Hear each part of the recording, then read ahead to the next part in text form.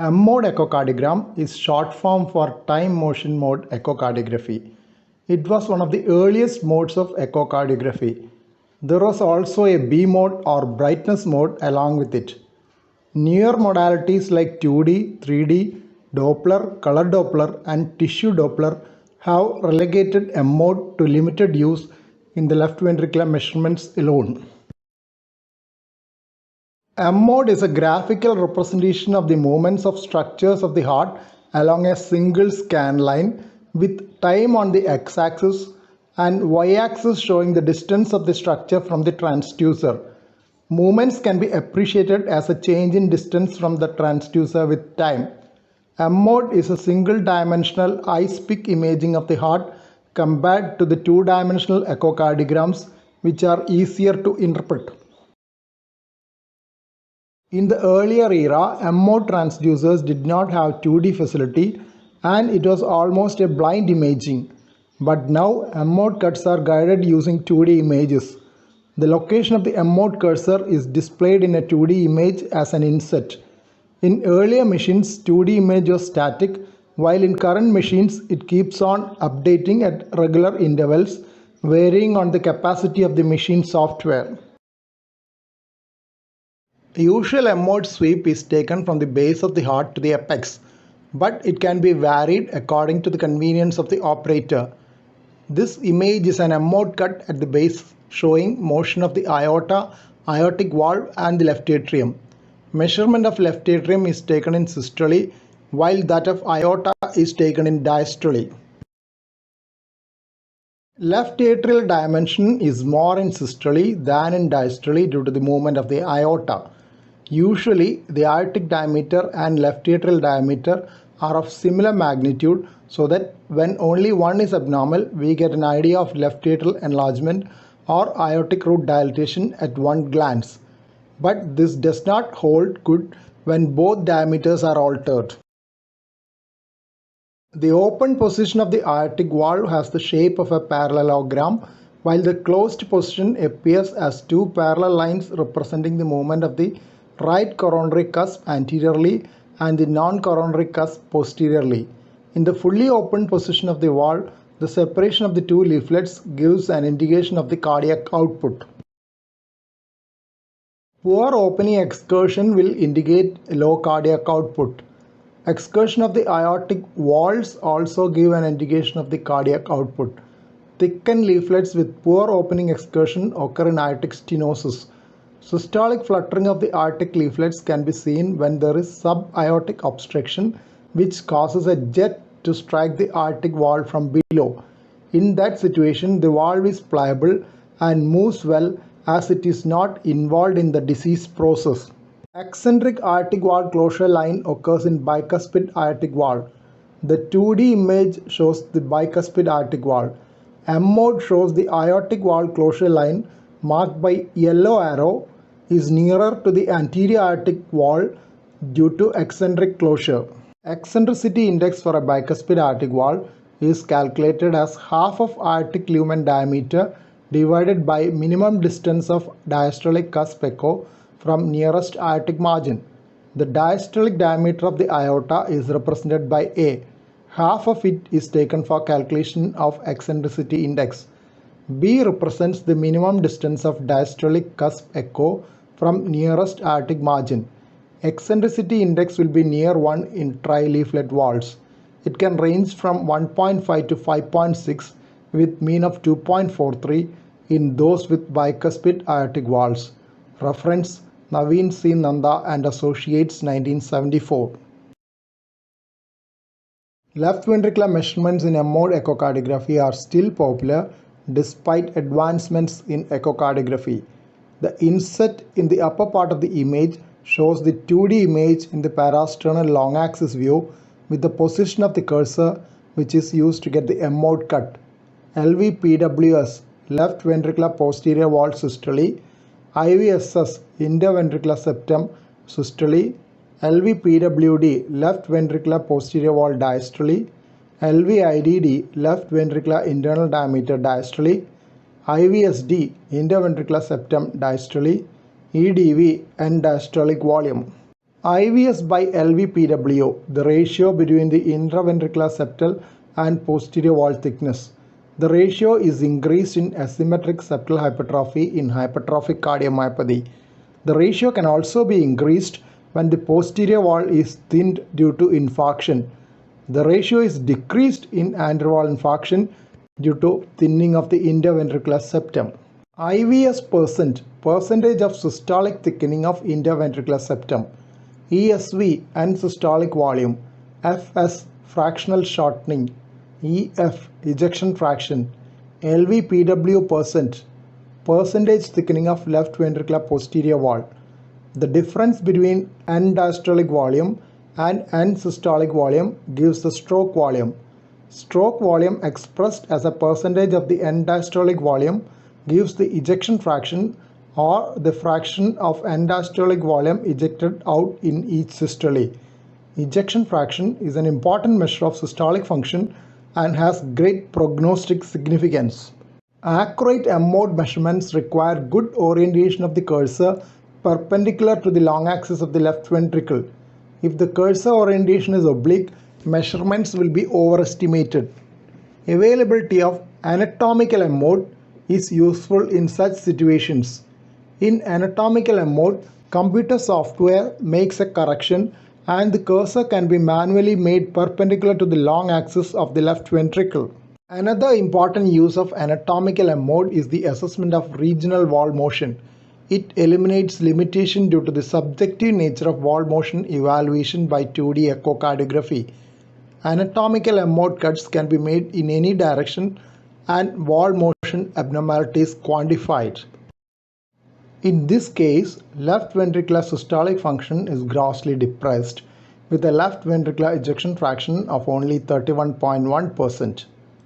Usually, the left ventricular cavity is also significantly dilated when there is severe left ventricular dysfunction, but here it is within the normal range. Limitation of ejection fraction measurement by M-mode is that it measures ejection fraction in only one plane and does not represent global left ventricular function. The contractions of anterior and posterior walls alone are represented in this measurement. It gives an erroneous value if there is regional wall motion abnormality of these two walls. Ejection fraction may be overestimated if the basal segments are contracting well while other segments are not contracting so well.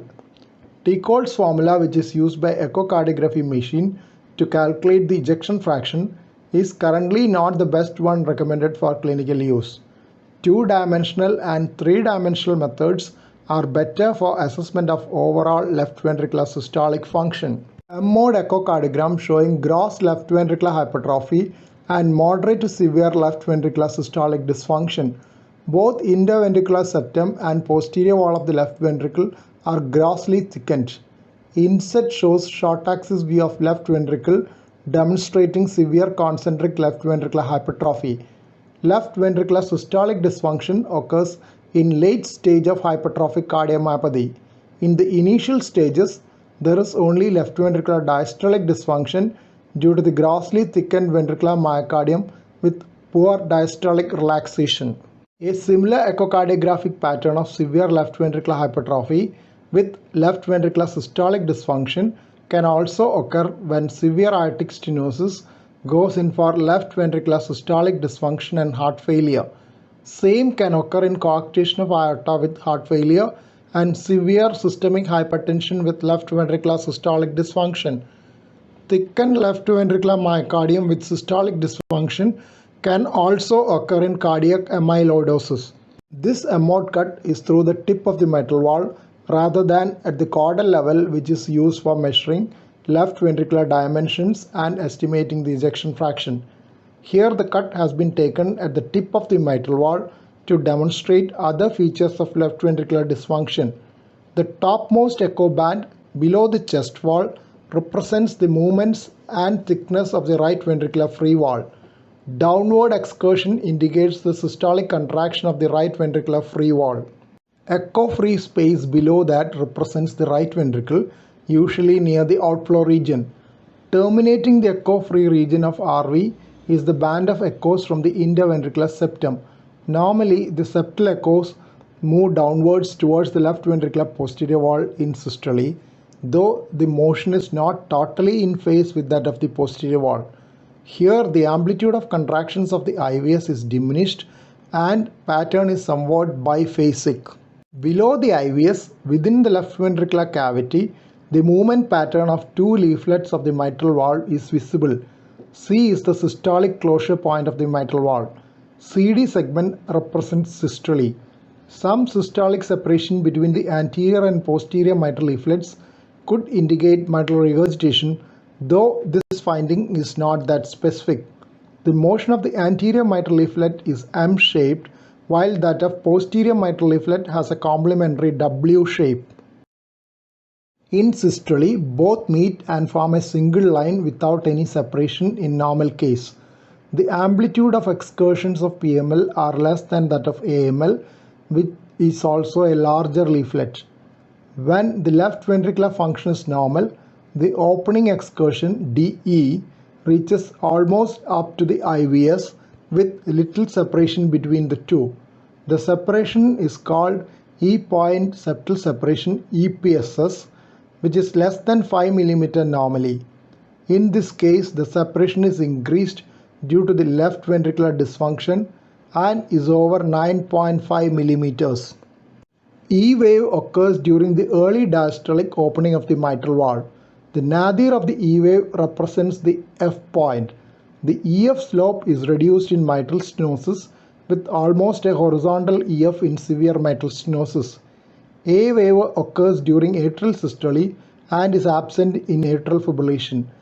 Beyond the A wave, a B hum may be visible in cases with left ventricular dysfunction and an elevated left ventricular end diastolic pressure, as in this case.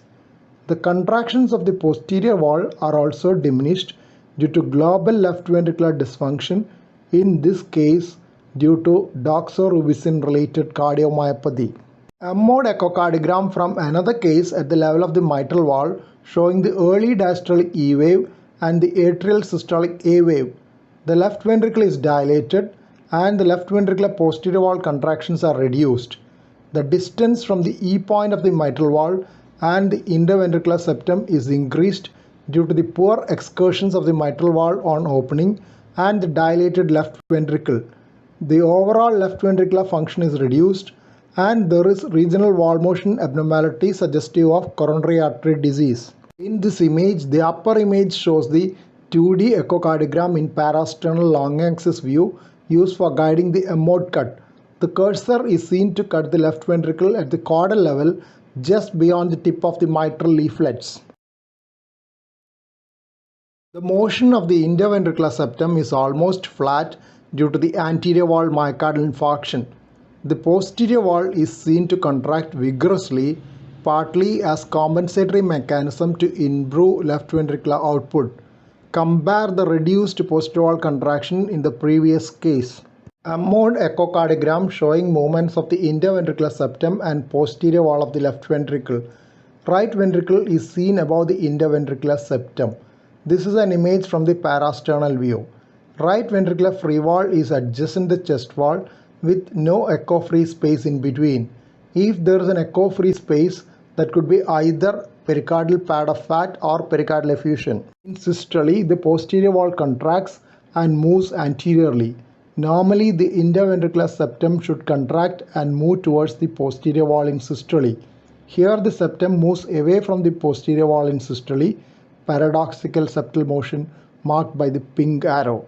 This occurs in situations of right ventricular volume overload like atrial septal defect and severe tricuspid regurgitation. Interventricular septum is a common wall shared by the left ventricle and right ventricle. Normally it contracts with the left ventricle. That is why when it does not contract in synchrony with the left ventricle, it is known as paradoxical septal motion. The paradoxical motion is due to change in the shape of the left ventricle. Normally, the left ventricle is circular in cross-section in both systole and diastole. In right ventricular volume overload, septum becomes flat or even concave towards the right ventricle in diastole. This curvature reverts in systole, producing the paradoxical motion. M-mode echocardiogram in mitral stenosis showing the flat EF slope and paradoxical motion of posterior mitral leaflet. Normally, the anterior mitral leaflet shows an M-shaped anterior movement and posterior mitral leaflet shows a smaller W-shaped posterior movement pattern. The upper panel shows the doming of anterior mitral leaflet in diastole. The doming of the anterior mitral leaflet and the paradoxical anterior motion of the posterior mitral leaflet are the manifestations of commissural fusion seen in rheumatic mitral stenosis. The upper panel also shows a dilated left atrium. Another M-mode echocardiogram in mitral stenosis showing the paradoxical anterior motion of the posterior mitral leaflet in diastole with reduced separation of the two leaflets. Anterior mitral leaflet has various points marked on its movement C, D, E and F. The EF slope is reduced in mitral stenosis. It becomes almost flat in severe mitral stenosis as seen in the previous case. CD is the closed position of mitral leaflets in systole and DE is the opening excursion of the anterior mitral leaflet. A wave and B hump are not seen in this case. A wave during atrial systole gets attenuated in mitral stenosis. B hump occurs only in severe left ventricular dysfunction as seen earlier and inserted in the yellow rectangle here for comparison. Pulmonary hypertension in mitral stenosis as evidenced by the flat EF slope of the pulmonary wall on M-mode echocardiogram and the shallow A wave marked by the arrow. A mid-systolic notch may also appear in severe pulmonary hypertension. When Doppler echo was not available, M-mode of the pulmonary wall was an important tool to assess pulmonary hypertension. Now with Doppler echo, the right ventricular systolic pressure, indirectly the pulmonary artery systolic pressure in the absence of pulmonary stenosis, can be estimated from the velocity of the tricuspid regurgitation jet. Another M-mode echocardiogram of the pulmonary wall showing features of pulmonary hypertension, a flat EF slope and shallow A wave. The A wave in pulmonary wall M-mode echocardiogram becomes shallow in pulmonary hypertension and prominent in pulmonary stenosis.